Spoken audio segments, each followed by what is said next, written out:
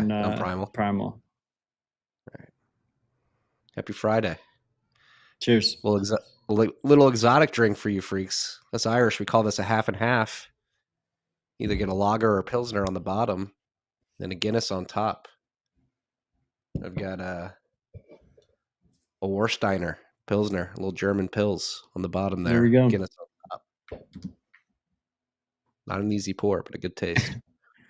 We're going to need a lot more where that's coming from while we're waiting for the super cycle to materialize. Hey, dude. We're at 90K. We're at 90K. Are we? Are we below? We're a little bit below.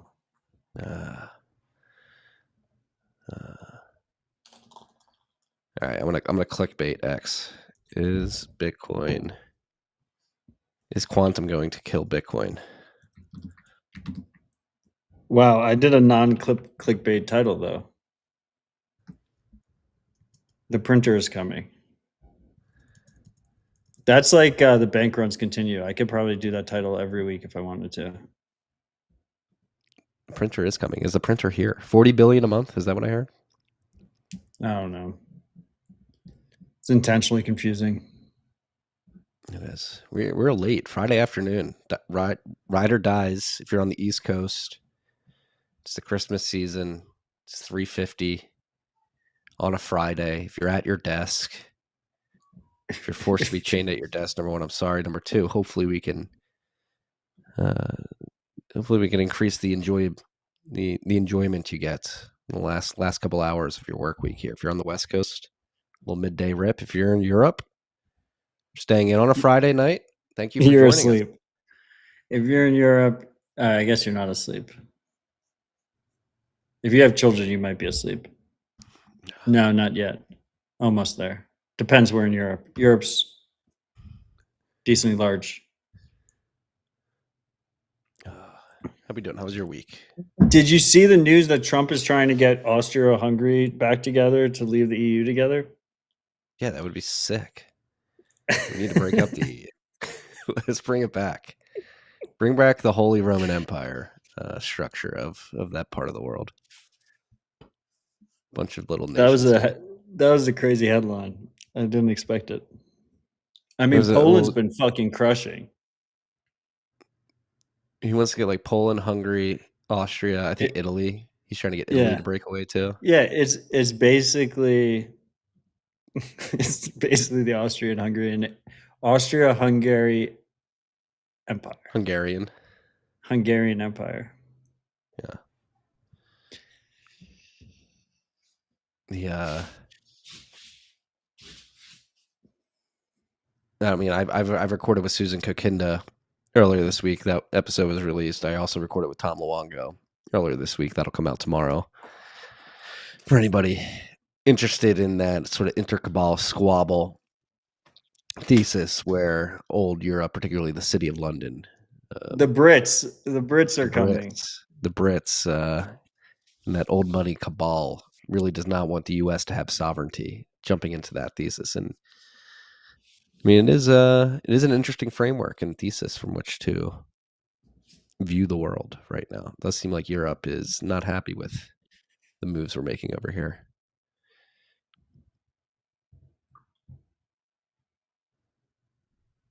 Does he intercabal squabble? Is it intercabal squabble? Is it mandibles? What is it?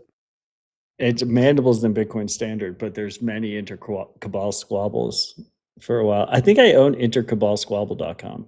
That's a great domain name. Yeah. I don't know what we'll use it for. I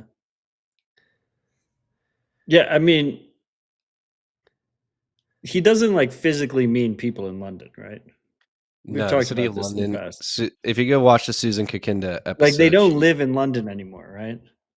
Well, no, apparently it's like Vatican City in DC. There is like a City of London corporate entity within a physical location. Can you imagine like London? Okay, so let me just walk you through a thought experiment, okay? You're richer than comprehension. You're richer than comprehension. You have incredible influence around the world. And you choose to live in London. That doesn't make sense to me. I've never been to London, so I can't speak on it. I've heard it's wonderful. It Or doesn't was line up. wonderful. It Okay. doesn't line up.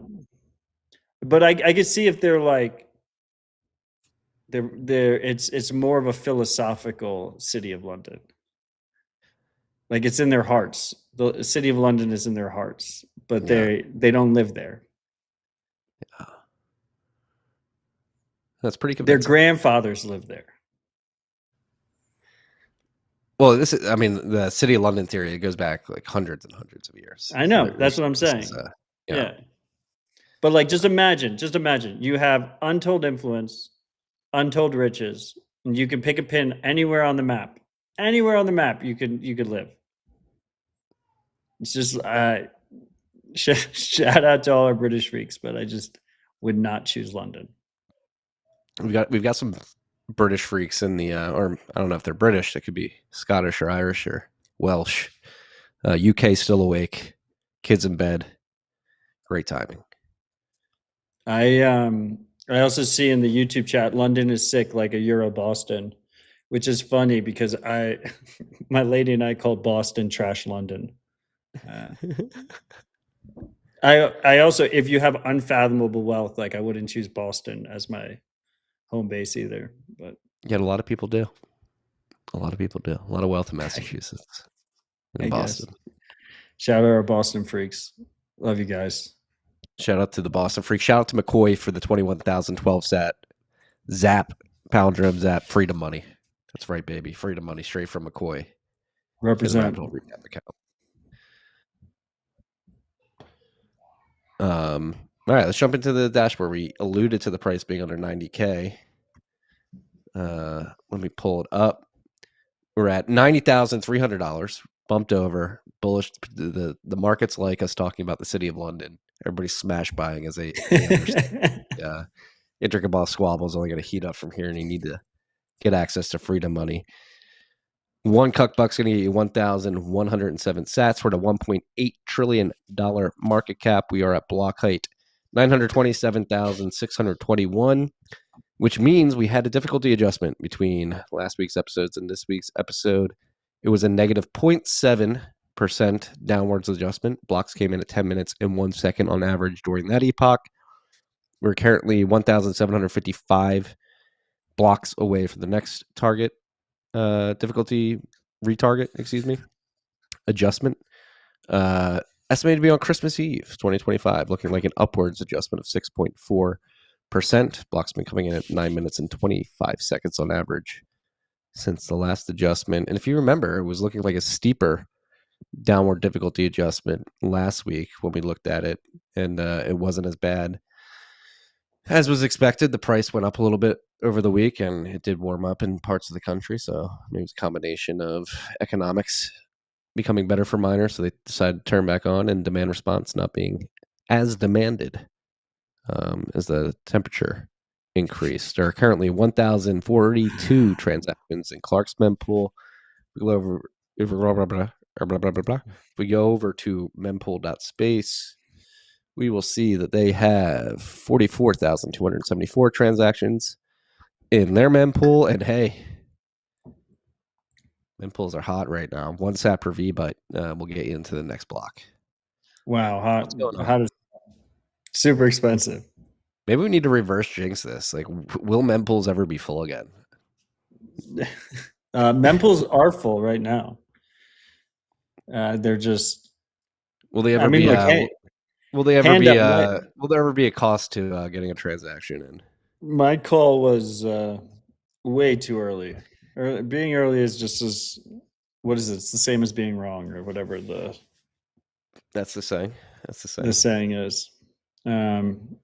Yeah, I mean, I got that one way wrong, but I still think as Bitcoin adoption increases and scarce block space does not increase, fees should rise. They should. I think it's a reasonable thesis. We need people to use Bitcoin, though nobody's using it. The good news is we've had years to get our UTXOs in order. So if it does happen, I don't want to hear any complaining. Be proactive, freaks. Don't be complacent. Great time to consolidate UTXOs. It's been a great time. Next week will probably be a great time. Last week was a great time. Yeah, Who knows how much time you'll have, but probably a decent amount more. we're fans of fat UTXOs at this show. Okay, I'm a million sat UTXO guy. Yeah, That's I what think you that's probably overkill. $1,000. Oh well, I guess $890. $900. We're pumping. The city of London is bullish.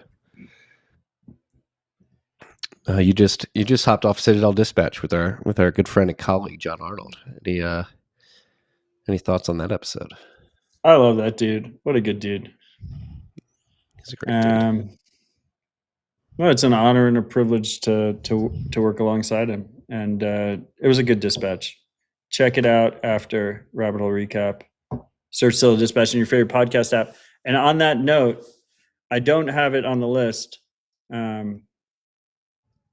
but if you haven't signed the Samurai pardon petition, please consider it. And Marty had Keon on TFTC. So if you haven't listened to that, give that a listen to after RHR. Yeah, I mean they've got 7 days, Keon and Bill, until they have to But report. we can pardon them after they We can, report. but it would be a great shame if they spent even a day in prison, considering the nature and facts of the trial and the charges themselves. Yeah, go listen to not only the TFTC episode. Keon has been on the circuit, really trying to get the message out there. Shout out to him, Bill, their wives, Lauren and Sabrina. Lauren and Sabrina co-wrote a letter, basically making the case like, "Hey, this is messed up," but it's a really beautiful letter.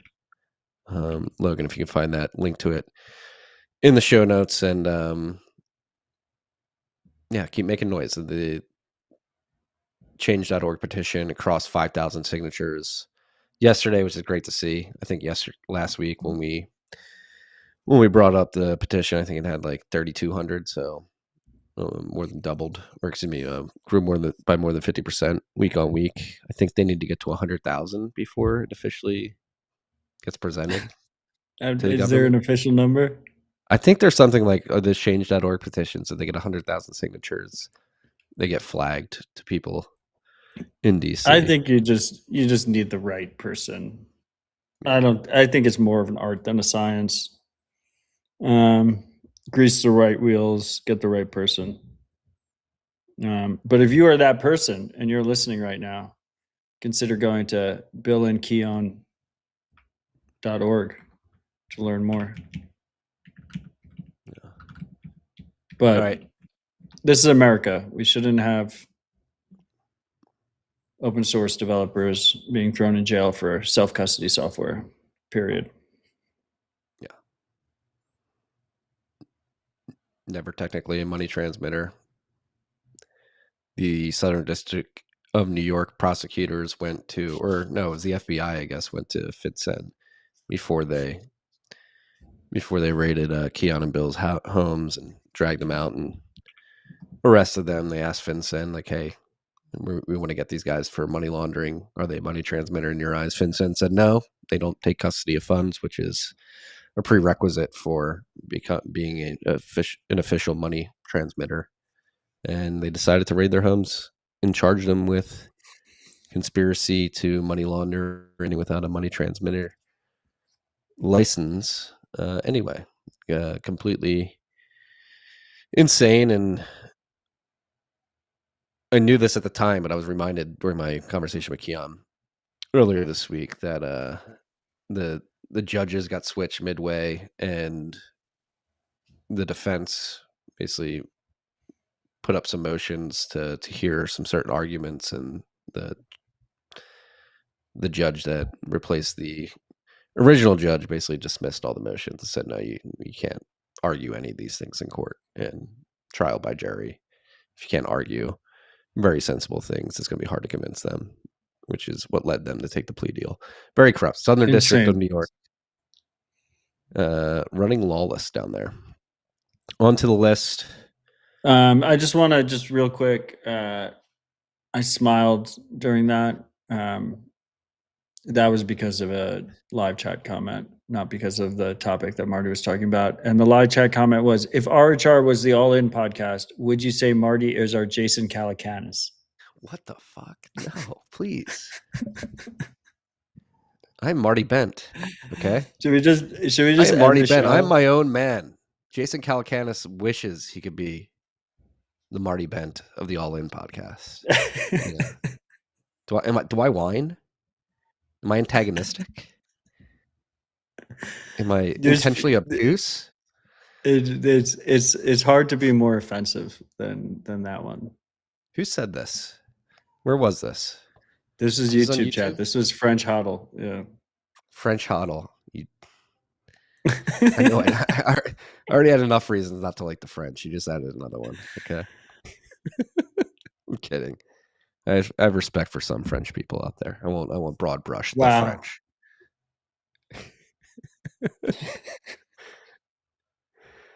All right. First up on the list, I like this start. Gridless has released a developer release of the Huacali miner, an open source project that allows farmers and small industries to make use of their excess solar energy to mine Bitcoin. And they're going to do a live Bitcoin at the African Bitcoin conference. They sent this last week. I think the African Bitcoin conference was last week, so they've already demoed it.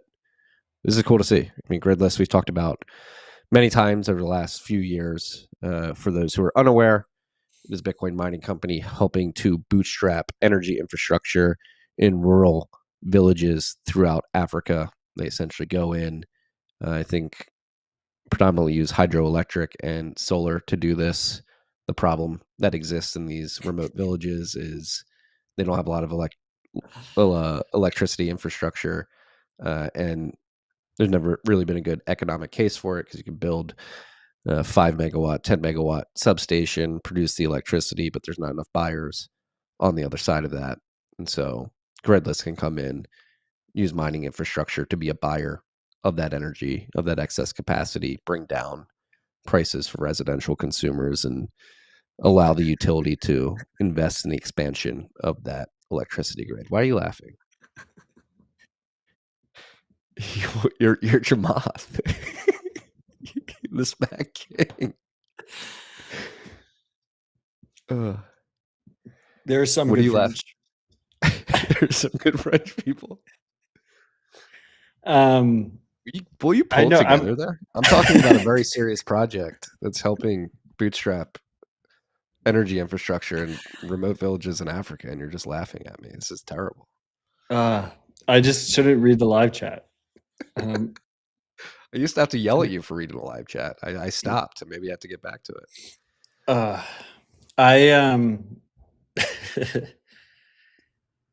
The Gridless is awesome. I think this initiative is pretty fucking cool. I love those guys. I think they're doing really great work, and that's why I let it off on the list. But it's also cool. Like, I think it's important to note here that it's more than just talk. They walk the walk. They immediately released everything. It's not just like, oh, we're going to open source it later. And I think it's a really cool initiative. I mean, I can spend hours talking about just Gridless on its own. It's really cool what they're doing. No one else is really doing that. Yeah, shout out to Eric and the team there. Eric, if you ever have the honor and the pleasure of meeting Eric, the founder of Gridless, he's one of my favorite people. What's his co-founder's name? I've only met Eric. Well, I think I met his co-founder briefly. It is escaping me. We'll have to go to their website, and he's Eric's handle is White African on X. So. I know, it's such a good fucking handle. But yeah, Eric's legit. I've spent a lot of good quality time with Eric.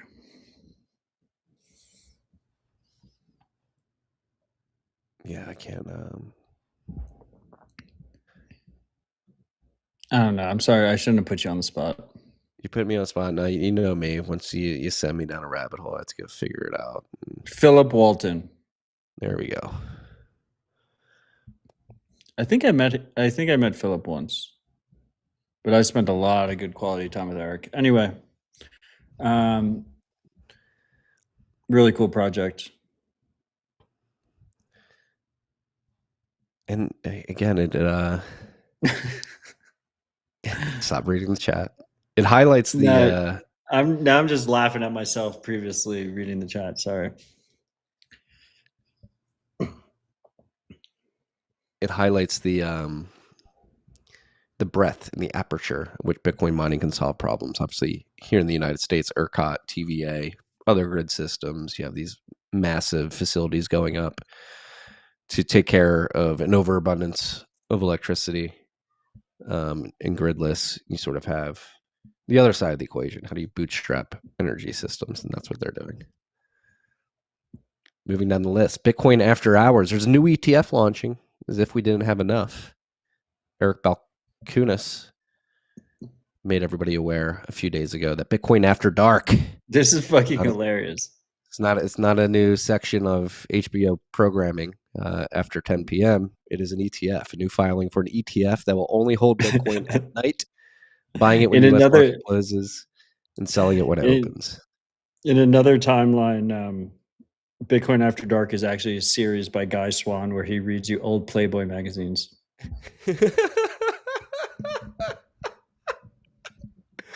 Wow. No, we should actually try to convince him to make that thing. And because from what I understand, the article, it was like Hunter S. Thompson articles. It wasn't really vulgar in nature, if you will. No, I suppose it was good writing. Yeah. No, I mean, this is I don't know. This is the most Wall Street thing ever, right? So the market. Wall Street has to deal with a market that never closes in Bitcoin. And recently, what we've seen happen is as soon as US markets opened and IBIT starts trading, Bitcoin dumps. And then when markets close. Not as soon as markets. It's a 10 a.m. dump, which is Zero Hedge is always on every day. Yeah. Me and John talked about this. And then when markets close, Bitcoin starts ripping again. And so the real answer is to hold real Bitcoin, learn how to self-custody and use Bitcoin properly.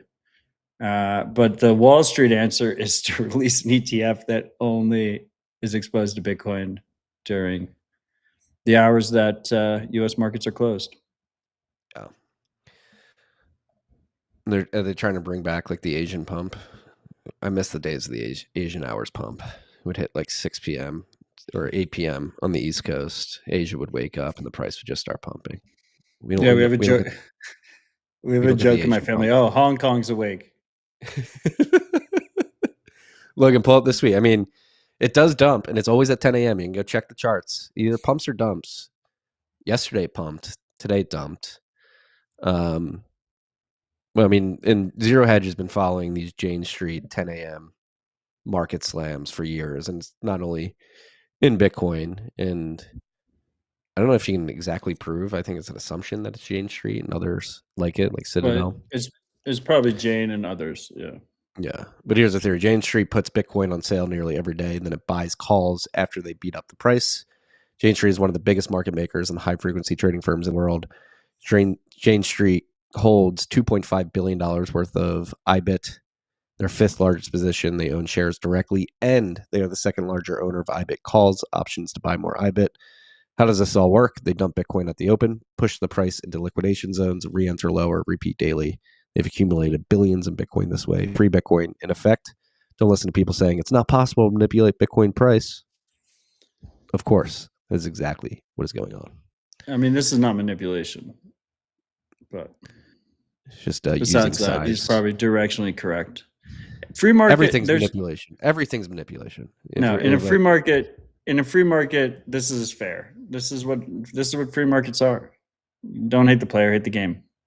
Yeah. Don't hate the game either. Free markets are awesome. There's another way to say your size is in size. Jane Street has size. Just stay humble and stack sats. They're also directionally long in a big way. So Yeah. just ride the waves. I see Rob Hamilton commented in the Nostr live chat. Can't believe Matt is reading the YouTube live chat. Just know that I'm reading both. And we have Soap Miners app, 53,000 sats. He said, PSA, if you want your Christmas gifts delivered on time, please have your order in by the 14th this Sunday. The RHR code is obviously popular, used 53 times now. A lot of dirty freaks out there. A lot of dirty freaks. No, a lot of clean freaks out there. Reframe of the Jane Street thing. Silver lining. They're bullish Bitcoin. They're trying to get as much as possible. Reframing of your soap miner comment there. There's a lot of clean freaks out there because they're buying the soap. It's obvious. They're clean now. These 53 of you are cleaner than you were before you bought that soap. It's good to know. I mean, but do you think that's market manipulation? I think when I said anything's manipulation, it means nothing's manipulation. Like me going smash buying $5 on Strike, I feel like or River, Jason would consider this manipulation. Well, Jason also thinks Tether's a scam, so he would definitely cry about this. Do you think Jason is Bitfinex? I would not be surprised. That would be great. That'd be a great timeline if Jason was Bitfinex. Just been butthurt. And then when his fractionally reserved bank of choice goes under because of their duration risk, he cries poor and begs the government for a handout. I know, that's fucking ridiculous. Lest the whole of Silicon Valley implode within a week. The most ridiculous part about that is they incidentally bailed out USDC. Right. That would have been glorious. Been fucking glorious. Yeah. Speaking of glorious, Brian zapped us twice. First one, 100,000 sats. No respect for open source devs or the French. And then 40,000 sats. Marty's being super ethereal, guys. I missed those. Thank you, sir. Thank you, guys. It's a good way to end a Friday. Let's see if we can get to 100 million sats in laps today. Let's do it, freaks. Let's get to 100 million. Let's just set a record. Bitcoin? Yeah, let's just set a record. 100 million sats and zaps. Let's push the limits. This is testing purposes for streaming over Nostr. This is what we need to do. I kid, somewhat. Bitcoin after hours. What do you think that's going to do to the market? How much? I think it's So what's the value prop there? So they're only buying after hours, selling at the market. But if you hold the ETF as a ETF holder, you're not selling shares, obviously, if you hold it for the long term. So it's an actively traded ETF. Okay. I wonder if there's like backtested data that proves that this would be. Yeah, there is. Okay. John quoted it in the dispatch. It's something ridiculous. It's like you're up in the last year, you're up 300% or something if you only hold after hours Bitcoin. Yeah. But yeah, I mean, used car salesman. Jesus Christ. Who said this? Bit simple. McCoy was funny. Jason's like 4'10". Marty's at least 5'5". I am at least 5'5". Okay. Yeah, there you go. Taller than the average woman. But my wife's 5'8".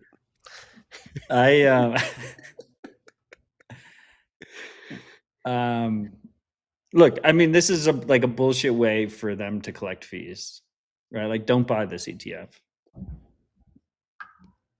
If everyone's paying attention 300%? To it, then the window closes.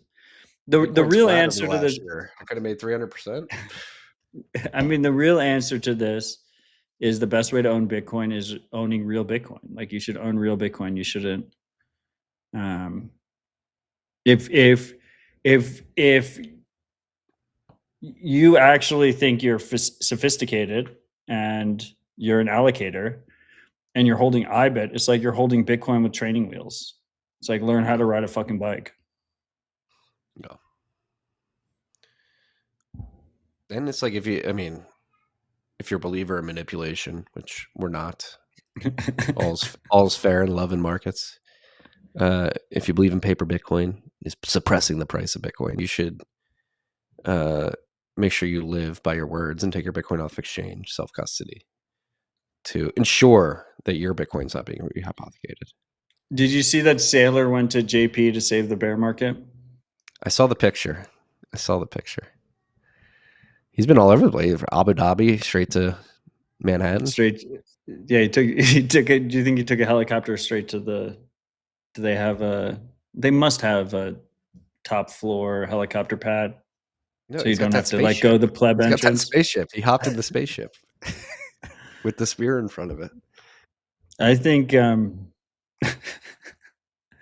I wonder what came of that. It's an interesting development.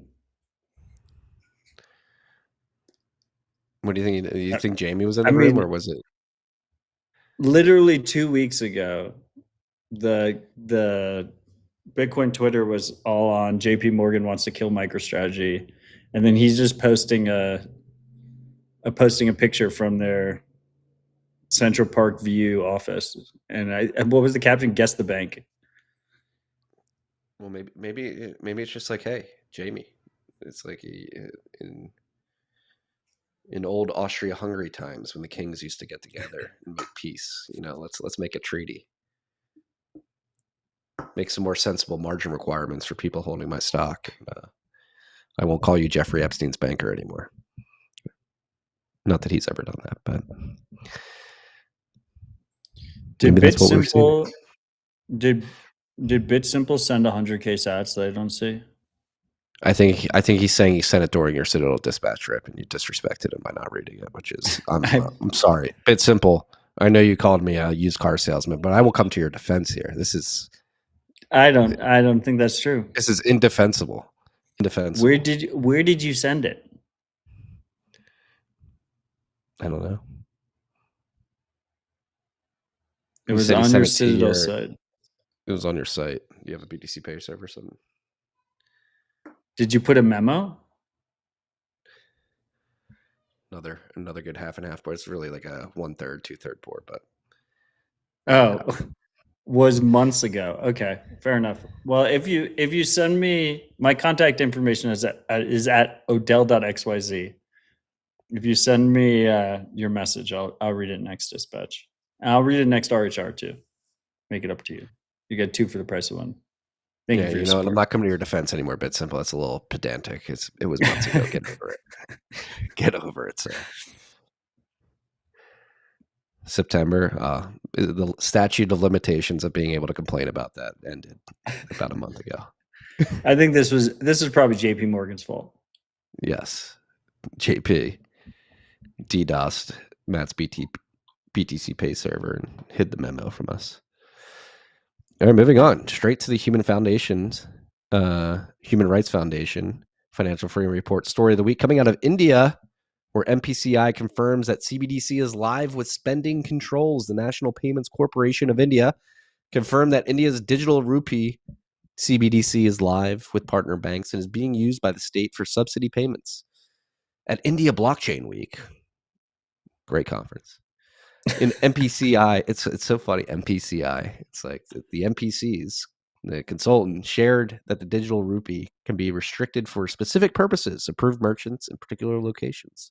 For example, recent transfers of the programmable CBDC for farmers and livestock owners limited purchases to quote-unquote approved input with geographic tagging enabled. The CBDC is compatible with India's state-run payment system known as the Unified Payment Interface, or UPI, enabling users to pay with digital rupee by scanning existing UPI QR codes. For more stories like this, make sure you sign up for the Financial Freedom Report newsletter at financialfreedomreport.org. CBDC is here in India, at least. What's the steel man of CBDCs? There's a lot of talk here in welfare abuse in Minnesota and other parts of the country.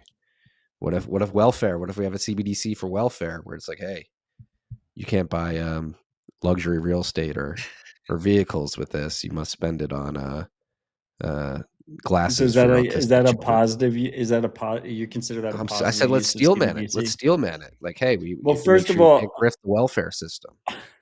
On the HRF piece, I think, it's obviously incredibly important what happens in India because they're the most populous country in the world. And unlike China, they're not ostracized, right? They're treated as a democracy, whether that's true or not. So their example, I think, should be a concern to people. I think this is the first, I don't know, non-China real world big use of CBDC. So the fears that people are concerned about are actually happening in practice. And obviously, Bitcoin, specifically Bitcoin used as freedom money, is basically our stalwart against it. It's our line of defense against it. But people have to actually use the tools, and we need to build out the tools and make them better. As for your CBDCs are good if we use them against poor people, I just think we should probably remove the welfare state instead of making their welfare money more programmable, surveillable, and controllable. I want to be clear. I was steel manning, and I was thinking the arguments that the government's going to come up with for this, how it can come to the United States. As we know, the border, immigration, big subject here. We have been warning since Trump got in office or was elected in last year that the border is going to be the way that they Trojan horse digital ID and CBDC by another name, because the American politicians are very anti-CBDC, but I think it's these explicit sort of central bank digital currency programs being run by countries like India. They will Trojan horse CBDCs by another name. Maybe that other name is stablecoins. I don't know.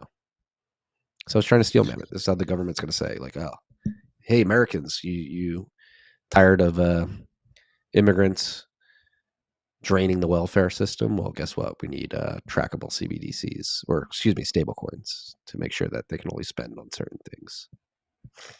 Yeah, I mean,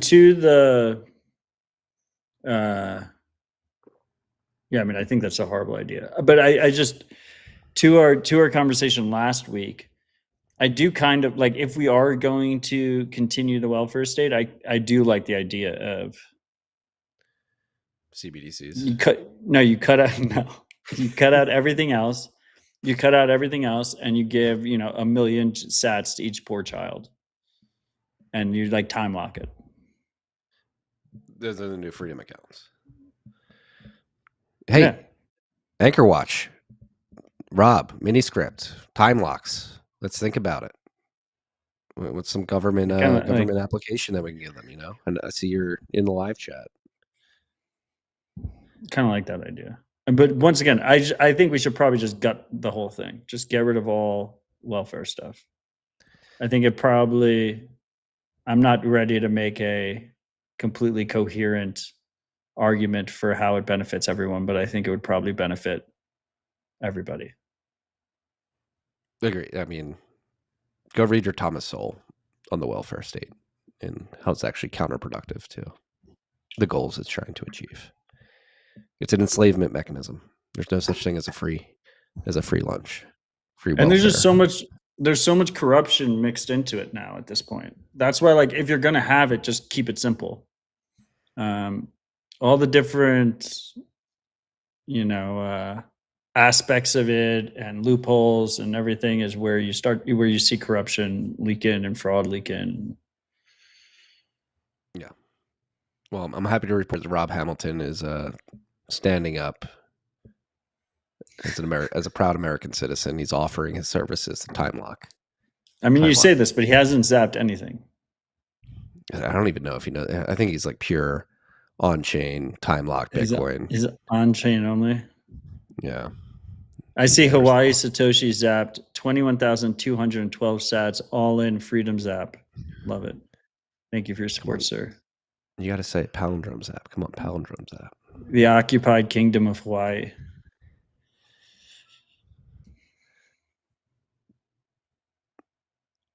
Apparently, Australia officially has a social media ban. Did they finally? It's in the list. It's on the list. Oh, it is. Oh, Australia digital ID. Here we go. There you go. We'll read that. Do we have any boosts from last week? Yeah, your list was very front light, back heavy. I was thrown off a little bit. I thought we only had 2 stories. I enjoyed not talking about Bitcoin stuff last week. So the non-Bitcoin stuff comes after the shout outs. Ooh, this is our biggest boost week in quite a while. Rabbit Hole recap 386 stacking dollars. Top boost from our, oh gosh, you were too kind to us. So Pringle Mac, 111,111 sats, ones across the board. Palindrome boost. Once again, you boys always deliver with funny dad stories and latest news of the day. Grateful for you both and Logan as well. Keep rattling the cage of the Samurai Wild Boys. Keon, she wrote Leon Rodriguez, but it's Keon and William Hill until they are rightfully free. Sending big love from over the pond. See you next year. Hey, Sil, we got 2 more episodes before next year. Okay. 3, including this one. Thank you. Ride or dies. I mean, we may have to start ranking our ride or dies. Sil's up there. Potentially number 1. Easily top 3. Brian's been up there recently. Brian has been running. Talking about ride or dies. We have Mav21 zapped us 21,000 sats in the live chat. Thank you, sir. Thank you. Plebby Anon, 31,500 sats. In honor of the call to action, we at Sovereign will be offering a 5% discount on all services purchased at sovereign.io. That's SOVREIGN.io, as well as an additional 5% for any closed referral with the promo code RHR.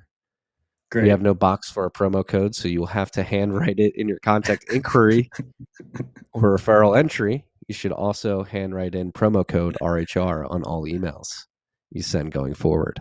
Stay humble, stack sats. It's questionable, but great advice and good promo code. By the way, I noticed that you did a show with him after I did a show with him, and he was chirping at me on Nostr. What was he chirping at you about? About the JP Morgan thing versus MicroStrategy. I don't know. A lot of people were chirping at me about my opinion on JP versus MicroStrategy. Yeah, I think you're a bit naive there, you know? I'm a bit naive. Then what is Sailor? He's at the fucking office 2 weeks after what did I just say? I just described what that was. That was like a, hey, we need to get together. Like we're in a fight right now. There's some power brokering going on. When you get to the table and talk, what do you want, Jamie? Michael, what do you want? That's how that conversation went. Michael said, look at my spaceship outside. Do you like this building that we're in right now? Do you like it? You see the spear on the tip of that spaceship?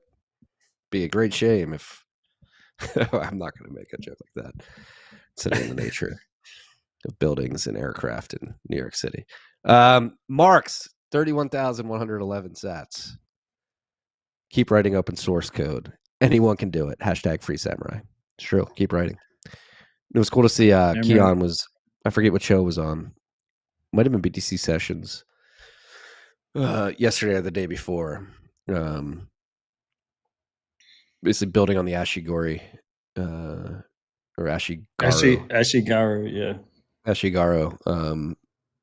Basically saying how cool it was that an Anon group of developers forked the code, went Tor only, release Whirlpool. That's what you want to see. He was proud. It was cool to see. Cool to hear him tell that story of how he views Ashigaru. Yeah, I agree. I mean, it was on Sessions show. I mean, look, I think it's great. I think it's fantastic that the Bitcoin content creating community has come together to really highlight this case and the case for the pardon. I mean, I've seen Keon on pretty much every podcast, almost every podcast over the last few days, and it's really dominated Bitcoin Twitter. And I will say that as one of the people involved with raising the legal defense fund, I got a bit disenfranchised over the last, almost 2 years trying to build support for their cause. So it's really fantastic to see. But all that said, it was like Keon's 8th podcast, and BTC Sessions. Do you see the title of his broadcast? It's like emergency broadcast, all caps. Like, come on, dude. You don't Hey, so I'm on keep Nostr it a little explaining bit. this. Keep it a little bit more tasteful. What do you want? What do you want? Do you want the message to get out there, or do you want it to look tasteful? Okay, you got. There's trade-offs. I'm just like, Life is a game of trade-offs here. don't title the ninth Bitcoin podcast all caps emergency broadcast. That's I'm a simple man. I ask a very simple request. Maybe we learn. Maybe every rabbit hole recap is emergency broadcast in all caps. This week's rabbit hole recap: emergency broadcast. The block height is. More blocks have been produced since last week. We're not done yet with our boost from rabbit hole recap 386. Last but not least, OB 21,000 sats. There's kids listening. Yeah, 40 to 60-year-old kids. Laughing emoji. We all got that inner child. We all got that inner child inside of us, you know. No, yeah, it seemed like most of the freaks were lionized by my request last week. Yeah. We got Vake in the YouTube. Is that Vake? Is that our Vake? Or is that another Vake? Vake one? I don't know. He lost his previous YouTube account? That's not his original YouTube account. Is this Vake's vision?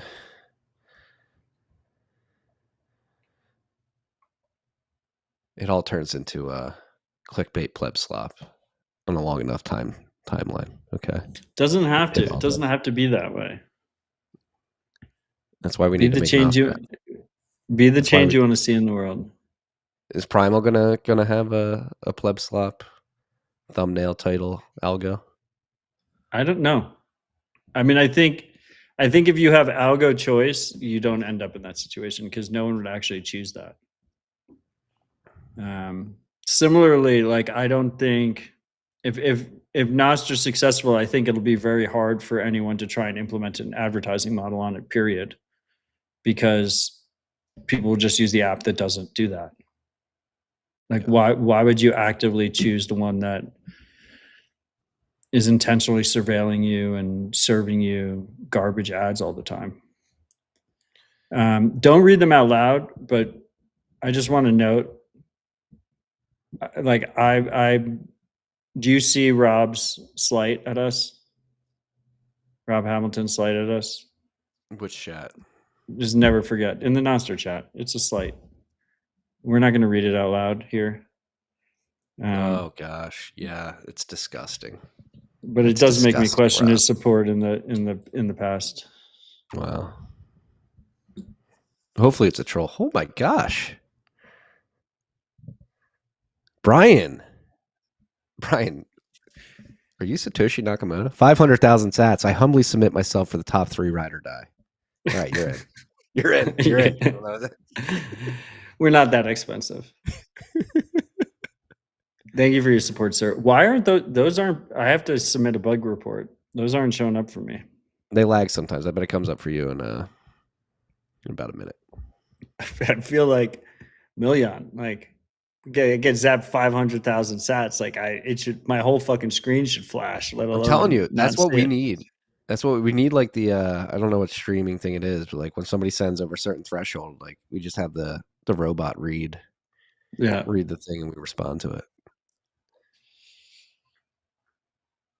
All right, moving down the list, we got more. No, we do better than that because we just read it. That's true. But their name should like pop up and there should be like confetti and shit should flash. Yeah. Whatever. And within the next 7 years, we'll get it done. Maybe. All right, we were talking about Australia. We're going to hop around the list now, but since we brought it up before we got to boost from last week's episode, Australians now face digital ID checks and biometric scans to log into online platforms, all under the premise of protecting under 16s. Kids are now banned from select social media platforms, but adults are the ones handing over their faces, IDs, and biometrics to prove they're not kids. Mission accomplished. They've turned protecting children into a universal surveillance upgrade for everyone. The UK, the EU, and various US states are also looking to implement online verification.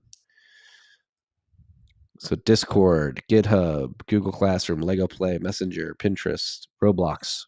Wow, that may be one that you actually need ID checks. Steam, WhatsApp, YouTube Kids are all exempt from this. What But if you would want to use, Roblox? yeah, Roblox is like a pedo haven. You don't know this? I mean, they should just ban the pedos. Is it It's yeah. Well, then you should so pedos? you should actually have ID verification. Like if you're a 35-year-old trying to get on Roblox, like get away. This But is like a technically, but they're doing the opposite, yes. You right? don't. You They're have like to be. The pedophiles would be fine; they would be able to get on, but the kids wouldn't be able to get on. no. The kids no. It's exempt. It's saying if I'm Oh, understanding this, I you don't got need you. ID verification for Roblox, which is probably where you probably need it most if you're trying to protect the kids. See, this But is like then you do the that. highlight. But you would do the opposite. You would have to do the opposite. You'd have to be like, if you're older than what age is appropriate for Yeah, Roblox? exactly. Yeah, I think by the time you're 18, it's time to move on from Roblox. Okay, it's time. I've never played, from what I understand. I'm sure you've seen. Have you seen like the deep dives on how Roblox is just like No, I haven't. a grooming I know center? very little. I know it's like Minecraft. That's all I know. It's like well, I know there's a lot of parents listening to this. Like fall down. It's like worse. It's similar to Minecraft, but it's worse. It's literally like Do they have live chat? they have live chat. They have you can like build your own worlds, and there's a lot of very vulgar and disgusting things happening on It's free to Roblox. play, so it's more accessible to little children. Yeah. All right, Logan. Please tell me you don't play Roblox. Number one, number two. Just tell us what you know about it. It's free to play, full of groomers, and yeah, Not funny. and and Squid Game remakes apparently. Yeah. I know nothing about Roblox. But anyway, Yeah, I mean, I think don't let your kids play Roblox. I think that's yeah, but I think that I mean that comes down to good parenting, right? I don't think the government should be involved in this decision.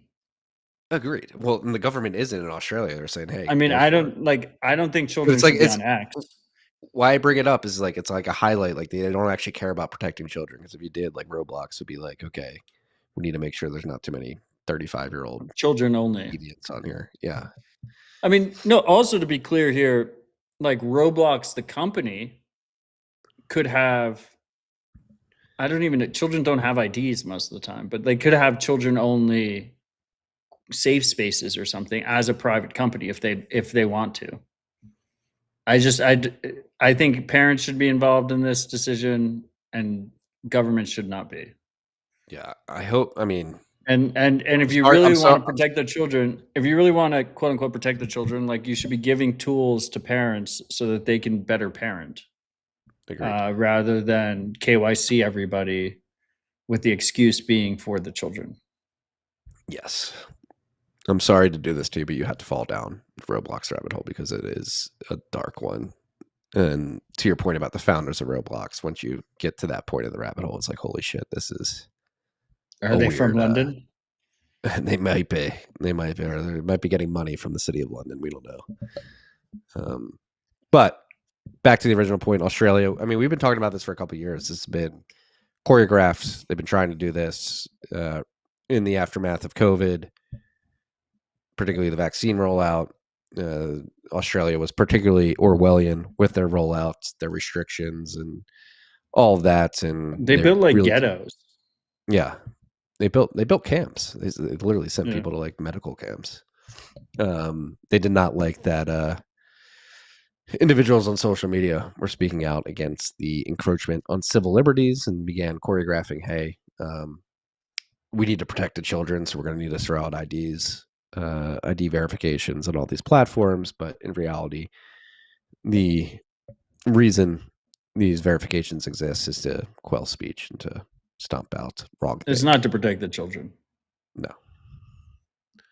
As is evident by Roblox being Rob Hamilton, you sicko.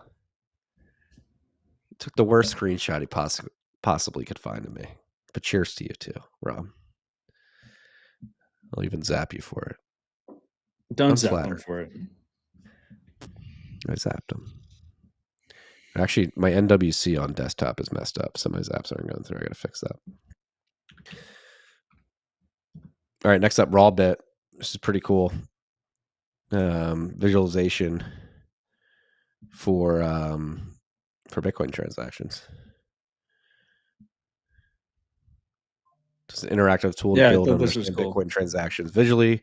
Connect predefined nodes, see every byte update live, step through script execution with live stack view, full Python code behind it, 10 hands-on lessons, including pay to pub key hash, SegWit, multisig time locks, payment channels, all broadcast testnet, more coming, Taproot, Lightning, Covenants, etc. Free, open source, educational only. Who dropped this? I don't Who's know. behind Rawbit? Go to GitHub. Click the GitHub. Rawbit.io. No, click the GitHub. I'm looking for the GitHub. It's right there in the tweet. Oh, yeah. It is by Rawbit.io.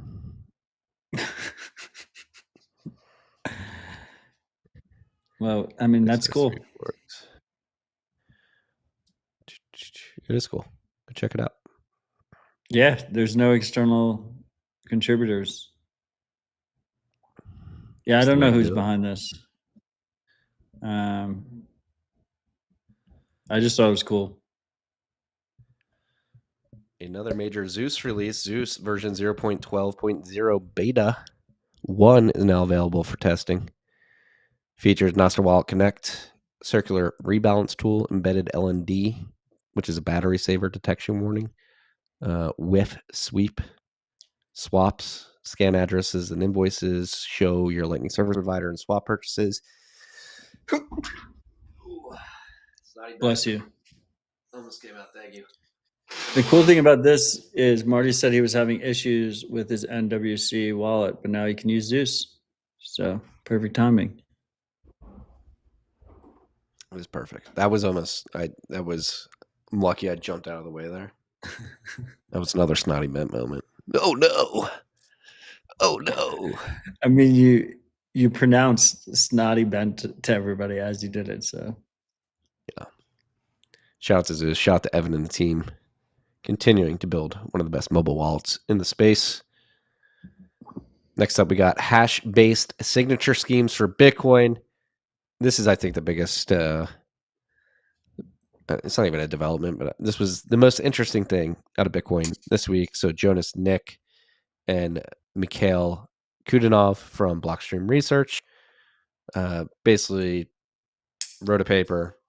They looked at all the quantum resistant, not all of them, but they dove into quantum resistant signature schemes to, what would we say, quantum proof Bitcoin private public key pairs. Obviously, it's been a big topic of discussion this year as the quantum FUD increases. We're getting closer to quantum computing. Says Bitcoin going to survive. Many people have said that Bitcoiners aren't paying enough attention to this. They don't view it as they're being a bit complacent. They don't have enough urgency to solve this problem, which I've been saying on air and off air. Like, I think that is a bit of a mischaracterization. If you read the Bitcoin dev mailing list, there's been many discussions about what we need to do around quantum for many months. And I think this hash-based signature schemes for Bitcoin paper proves that some of the most qualified cryptographers in Bitcoin have been thinking about this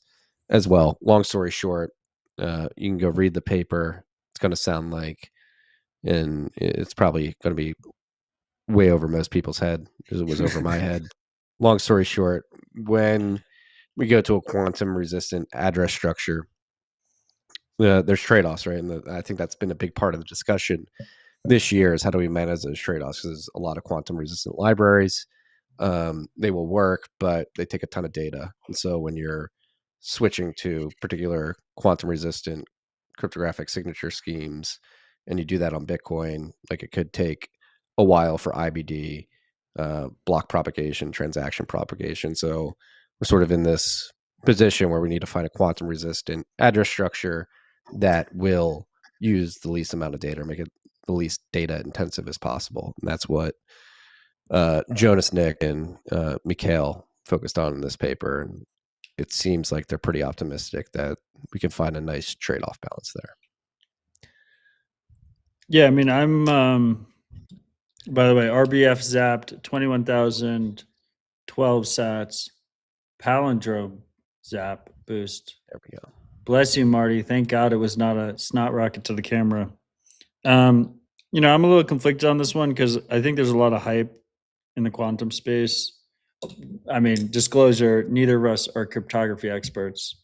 This shit's like way above our head. But my gut is that, I know it's not a good answer. My gut is that it's a lot of hype and a lot of fear over nothing. That said, I think it's important that we have more research in this field. And I think with the goal of providing users a quantum resistant address type that will inevitably cost more in fees because it will use more block space. And then they can choose to opt into that. And it's a very easy answer to anyone who is concerned about quantum, narrative wise, here, use this quantum resistant address if you want. There's been a lot of spilled milk and conversation about what do you do with old legacy addresses, particularly Satoshi Coin has been discussed at length. The early addresses are paid a public key, like naked bare public key. They're not even hashed. So theoretically, if we do have a quantum type situation, those will be vulnerable first. And I strongly believe that you just let those sell into the market. Just let them sell into the market. Do not preemptively seize coin or freeze coin. I think that breaks the Bitcoin social contract, which is strictly on the property rights side. And like the quantum reality might never actually happen. If old Bitcoin is stolen and sold because those holders lost their keys and are not moving it, then yes, we will have short-term price volatility. But if we seize Bitcoin or freeze Bitcoin, like Bitcoin failed. Like we just broke the key property rights guarantee that you get out of Bitcoin, and then it might not even become a reality if you do it preemptively. So I think that's probably where consensus is. Sorry. And I think we talked about this earlier in the year, but we talked about this earlier in the year, but there was one proposal for the legacy addresses specifically where it's like you could change the protocol to limit the amount of UTXOs with that address structure or stored in that address structure that can move at any given point in time. It's like a way it would be twofold. It was like if you man in the coma wakes up, he's like, oh, I would have moved if I were up. Like now I can. It allows him to do that. And then number two, if there is a quantum attacker, it sort of limits the speed at which they could drain those wallets, and is an alarm system. If you're controlling those wallets, you can begin to move those coins. I thought that was a unique solution to that particular problem. Yeah, I mean, I don't hate that idea conceptually, right? Like a throttle limit on how much like bare pub key transactions could go. But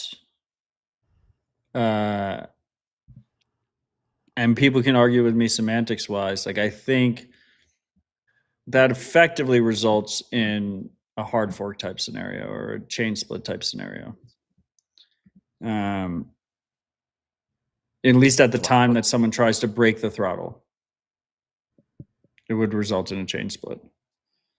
So why wouldn't it be an invalid transaction? Because so someone spent hundreds of millions of dollars on quantum in secret to attack early Bitcoin, but they're not going to mine the block themselves. I mean, that's another. And so then they mine the block themselves, and then your quote unquote soft fork becomes a chain split, and then what have you effectively resulted in a hard fork. But it's, at the time of activation, it's a soft fork. And I think that's way more controversial. Like, I think if we just add another address type, people can choose if they want to use it. If not, if you think quantum is a concern to you, you can pay more in fees to use a quantum resistant address. Is a very easy. It's as far as consensus rule activations go, it's a very easy activation, a relatively easy activation, because it's opt-in.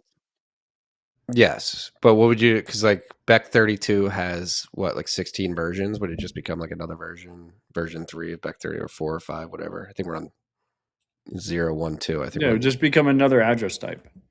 Yeah. Or you probably wouldn't be able to use Beck 32. You'd probably have to create a similar. I don't know, Rob. I don't know. I think once again, you're way still in the above my comments. You head. would probably know this better than I do. Well, I mean, Rob, by the way, since he zapped us so little and it was just a huge slap in the face, the primary concern among quantum alarmists is early pay to public key addresses, but also Taproot is not hashed either. Taproot addresses are also pay to bear pub key. And if you're using Miniscript, you're using Taproot. But to each their own.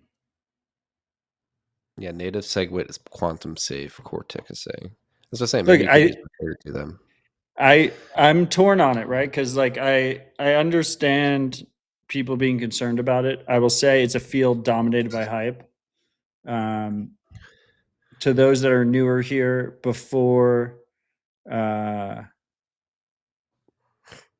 Vitalik launched Ethereum, he raised money for a quantum mining scam to attack Bitcoin mining using quantum, which obviously was not real. So it's a space dominated with hype. On the business side, all of these quantum companies, I don't know how they monetize. It's like a one-time monetization event. Whether they're attacking Bitcoin or they're attacking like Chinese encrypted comms or something. It's like you have to you get like one contract with the US government and then the cat's out of the bag.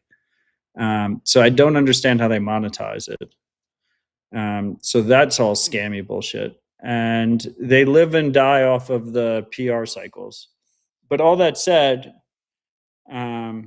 it's above most of our pay grades, and there are real people that are concerned about it, and they should have the option to pay more in fees and use a super bloated address type that is more quantum resistant.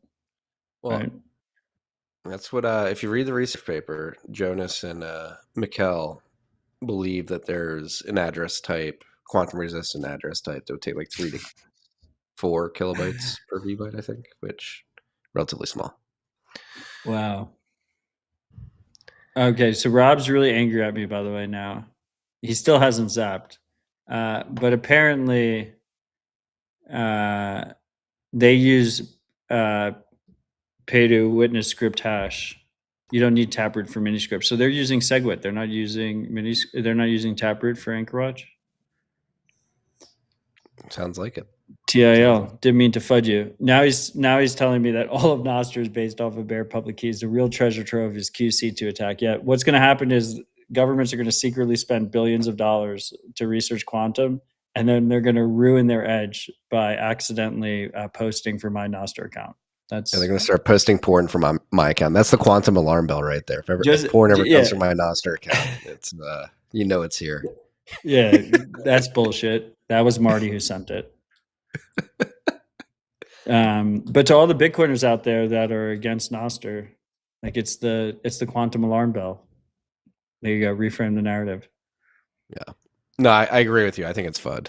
I thought at the very least, this research paper is good refutation to the FUD that Bitcoiners aren't taken seriously. It's like, hey, here, we wrote this research paper. If you're really worried about it, like, here's some things we can do. Like, that is quantum urgency a psyop to get us to change Bitcoin? Maybe. I don't think so. Because if there was, like I said, if there is a a quantum change to Bitcoin, it would be very specific. It would be, this is a new address type.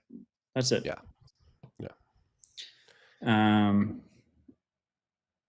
Which I like, honestly, I'm fine with, but it's good that we're doing research into what that would look like, how that would best look. Yeah. Another news into less cryptographic intensive conversation. Farcaster pivoting. Shocker. I'm actually shocked. I never thought they would have pivoted. Our good friend Alex Gladstein, more on Farcaster giving up, is how he's reading this pivot. What's this guy's name? DWR? Dan something? Romero? Is it Romero? Dan Romero? Yeah, maybe Dan Romero. Could be somebody else. State of Farcaster, December. Don't read it. I was going to read it. Okay, read it. A little reading blurb. State of Farcaster, December 2025. I'm going to be writing a series of casts this week on this topic. Rune and I have been working on Farcaster for over 5 years. The goal has always been to build an at-scale decentralized social networking protocol with 1 billion people using it every day. This is a hard problem, and while we've made progress, we are still many orders of magnitude away from achieving our goal. Since the early days, we believe two things matter most: sufficient decentralization and product-led protocol development.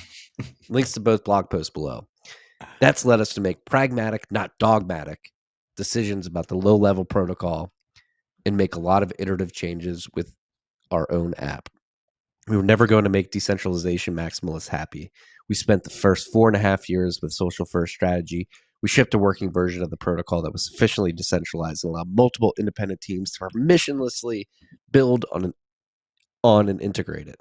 However, despite many different attempts and a few short-lived spikes, we haven't been able to find a sustainable growth mechanic for the Twitter-like social network, i.e. no product market fit. So now they're pivoting to like a wallet service first, right? I mean, you're the one who read it.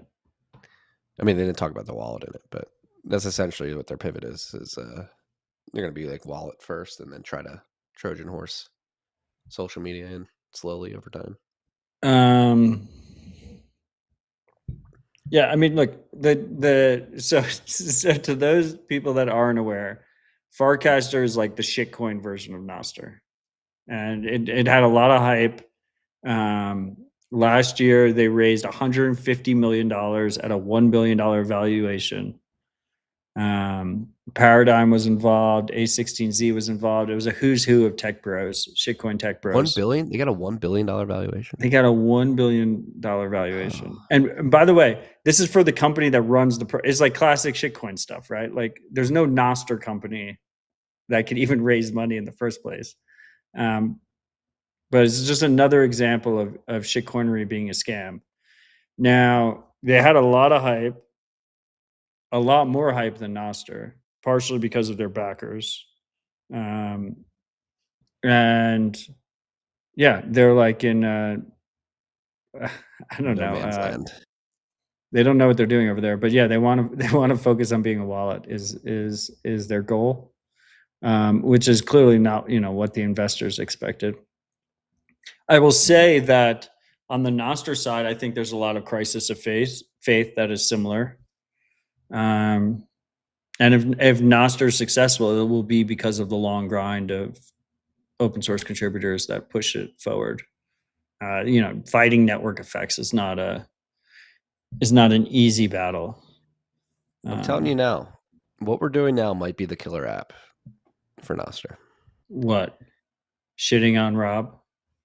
That is, I mean, that's a killer app. That's if your go-to-market strategy doesn't include shitting on Rob as much as you can, you're not going to succeed as a company or a protocol. So lean into that first. But no, I think Twitch, live stream competitor, direct monetization with Bitcoin is a killer app. I think so, but I mean, now we're like also kind of battling Tether with Rumble. Did you see Tether wants to buy Juventus? Yeah, I'm actually back in my gamer days when I used to game big FIFA guy. Juventus was my team. Okay, so I'm all for this. There you go. It's like Serie A. I was like Juventus all the way. So Paolo, if you're listening, I know you are. When you guys buy the team, I want to come and support. I know Juventus has had a rough decade, but I trust that under Tether's leadership, they will get back to the status that they deserve. I would love if like the second chapter of Paolo's life is just a football manager.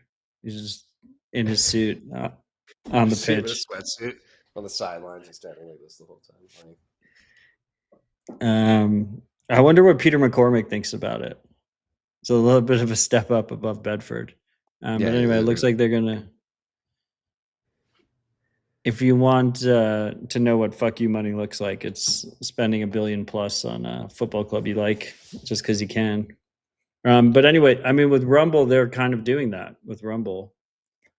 So it should be interesting. I mean, a lot of people's thesis is that Bitcoin will just be incorporated into all of these different things. And I think that's probably directionally correct. I think there's a sweet spot, there's a window where Nostr can be the winner there.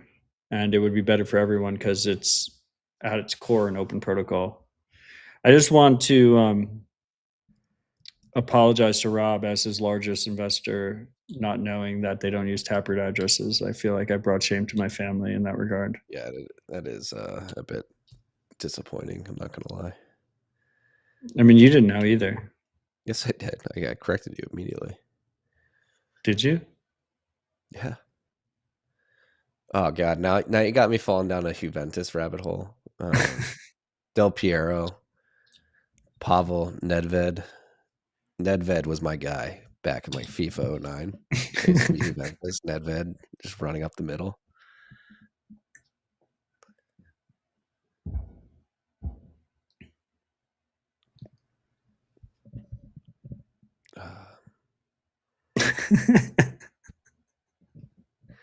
All right. Moving on the list. It's a Friday afternoon. Marty, if you were, I see Jor in the live chat. What sports league would you guys own a team in if you had fuck you money?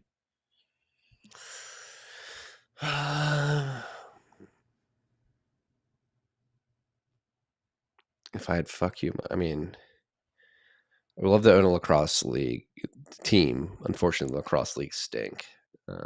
Not sure if it'd be good value there, sustainable value.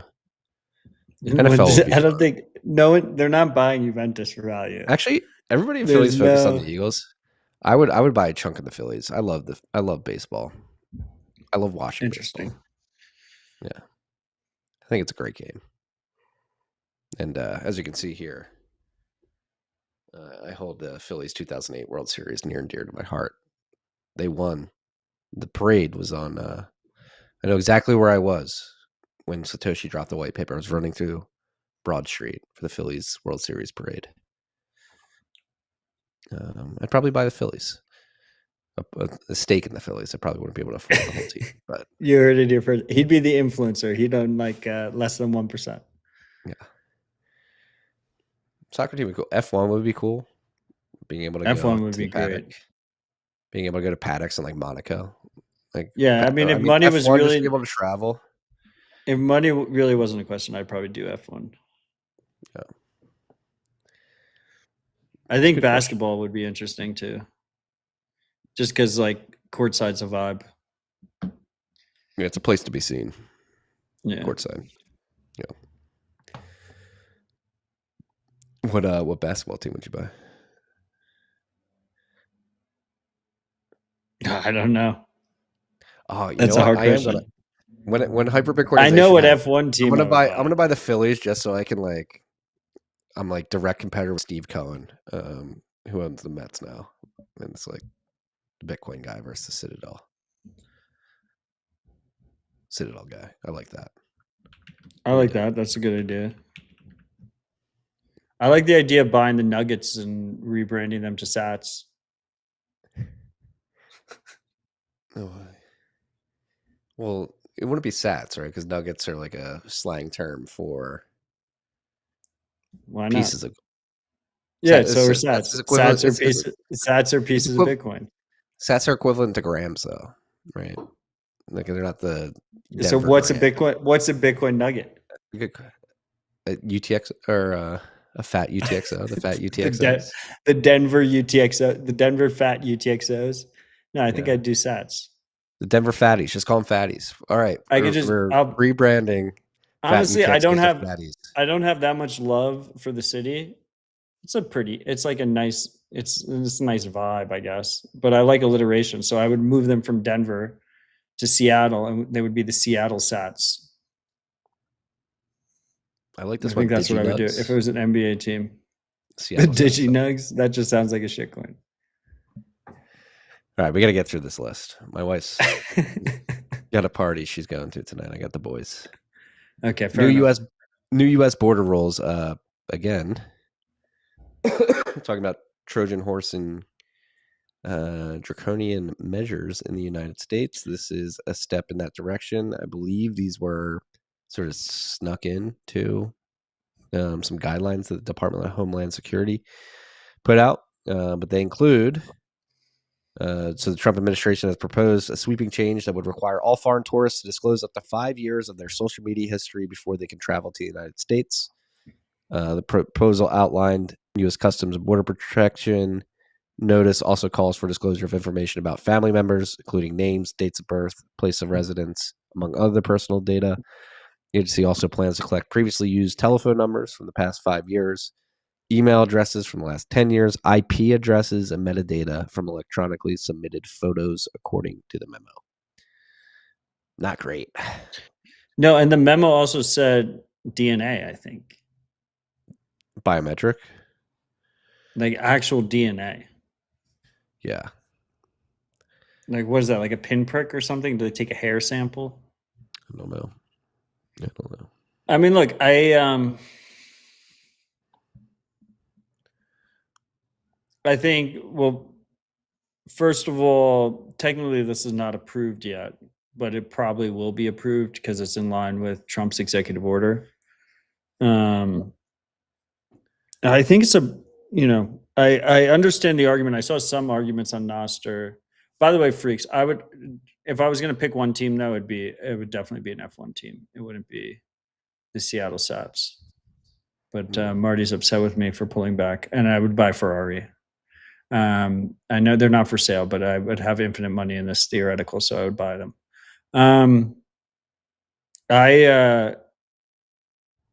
The problem is repercussions as someone who likes to travel. So I heard on Nostr, someone on Nostr, I think, made a decent enough argument that we have a problem with illegal immigration in this country, and we should be very careful about who we let into the country.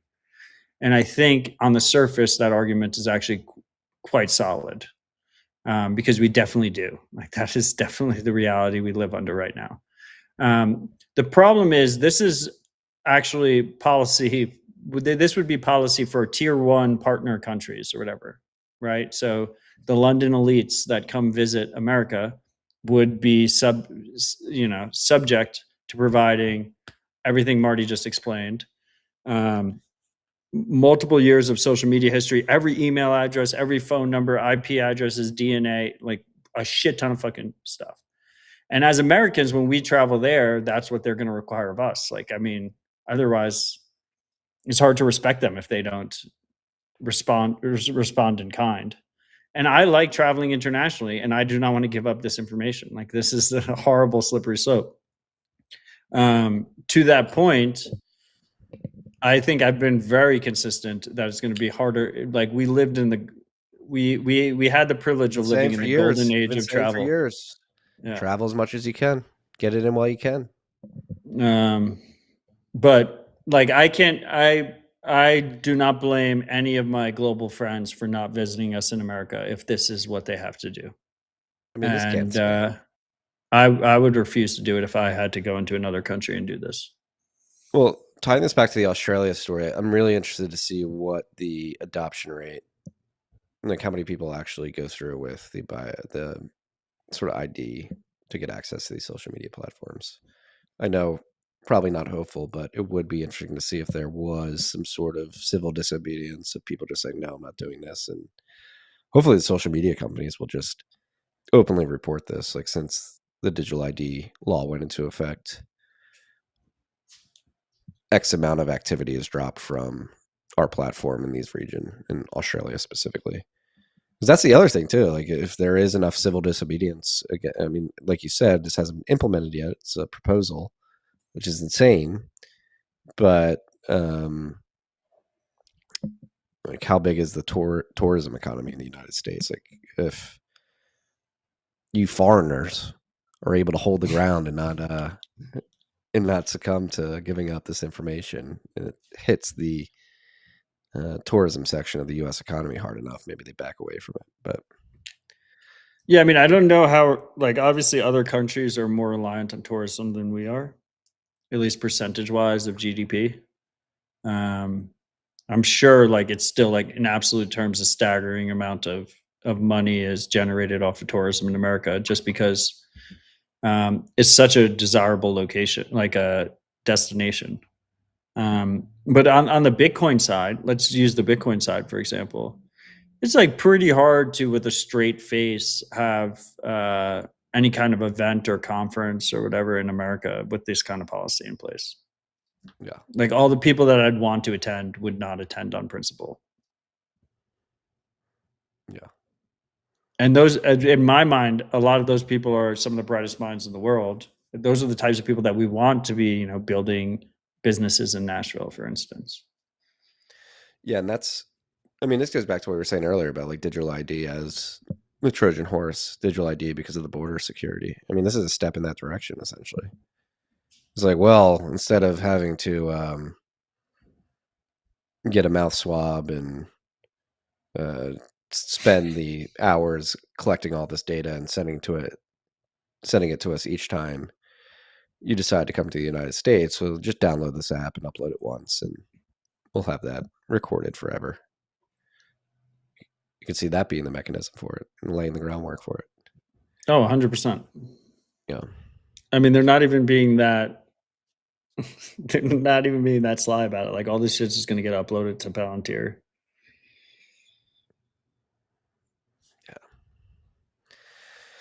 Yeah. You're shooing Rob Hamilton out of rooms now? I'd love to see it. I'd love to see it. We need to make shooing great again. Just if somebody's annoying you, if you don't want them in your presence, just shoo them. Does Lloyd's of London insure against quantum? That's a question for Rob. I know. I was asking him, not you. I didn't even know they don't use Taproot addresses. Oh, God. All right. On to more dystopian stories. I love that you loaded the list with the stuff on a Friday afternoon. I'm going to try and enjoy my weekend. From Pascal Bournet, RIP privacy. AI glasses can now recognize anyone, anywhere. A Dutch journalist just tested a pair of AI-powered glasses that can instantly identify strangers on the street. No government database, no police system, just public data and off-the-shelf AI. You look at someone. Isn't that great? Their name, LinkedIn, and background appear before your eyes. The scariest part, you can't really stop it. You can ban it, regulate it, add blinking red lights, but once the tech like this exists, someone will always find a way to use it. To me, this marks a turning point. We've officially blurred the line between seeing people and knowing them, between being in public and being exposed. So here's the question. When every face becomes a data set, how do we protect the meaning of being human? That's just jumping straight into the existential questions of our time. Yeah, I mean, that's just some AI engagement slop at the end. But the general concept is sound and fucked up and scary. And I mean, I think it goes in line with the last conversation we had, which is, by the way, like, the answer. I've seen a lot of people say, like, oh, well, I just won't have a social media presence or anything like that. I won't have email addresses. I won't have phone numbers. And as someone who, my only social media for the, over a decade now was X, and now it's only Nostr. I share the sentiment, but when you have tech like this, whether it's at the border or whether it's in a restaurant or it's at an employer or something, if they pull up a face, first of all, with me, obviously my face is out there, but if they pull up a facial recognition of you, and they have no data comes up, like straight to the gulag. Like there's not like you didn't just solve the system. Like, oh, they don't have a LinkedIn, blah, blah, blah. It's like, no, this person is the most suspicious person ever because they have no information whatsoever on you while they have information on every other person that walks by. And you get killed by process of elimination. It's like that's you make your license plate a bunch of ones and eyes. So like, oh, they can't tell what my license plate is. Oh, it's that guy with a bunch of ones and eyes. Yeah. Yeah, like every state trooper knows who you are. It'd be pretty badass though to be the guy like showing up to TSA and they're like, wait a second, you have no. They just won't let you. They just won't let you travel. Like it'll be badass up until the point where you just get whisked away into the black room and they ask why no data came up. This conversation's got thoughts of Fed posting in my mind. I'm not going to do it though. Do we live in a free world? Do we live in a free country? Who's going to hold these despots accountable? Questions for another day. Breaking. AnchorWatch does not insure against quantum yet, for what it's worth. All right. That's the tweet for next week. Breaking. Emergency broadcast. Emergency broadcast. You can't get your quantum coverage from Lloyd's of London. Last, an uplifting story to end the week. Uplifting depending on how you look at it. Uplifting for Carvana stockholders. Go to the 5-year chart. Do the 5-year chart. Freaks. If you bought Carvana in the middle of 2023, you're sitting on a nice a 40x right now. That's such a ridiculous chart. Marty goes to me before we go, and I was like, why is the Carvana Yahoo Finance link at the end of the note? It's just like, it's just a fucking insane chart. I remember, I forget exactly.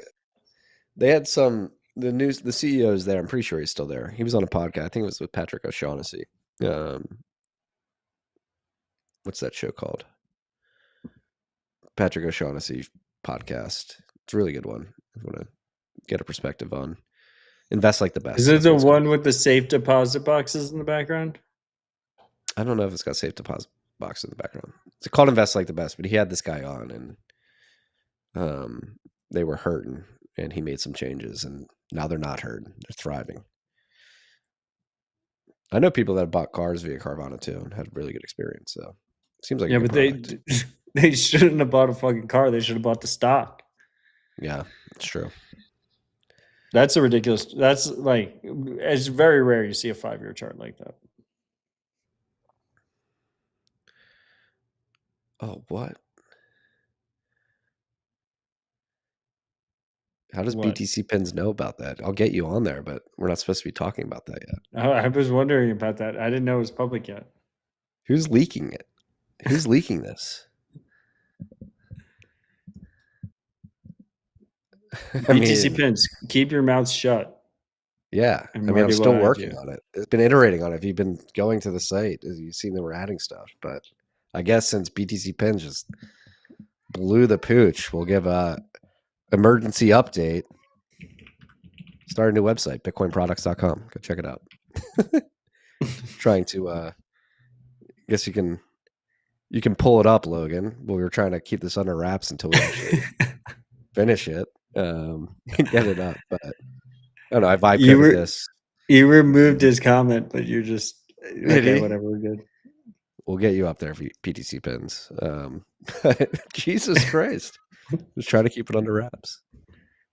I want to know who's the leaker in the network that I've been teasing this to get some feedback. But go to bitcoinproducts.com, trying to create just a place for people to get the best Bitcoin only products. If your friends and family are getting in, they're saying, hey, where do I buy Bitcoin? What wallet should I use?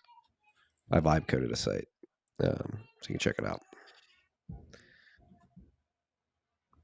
That's hilarious. Yeah.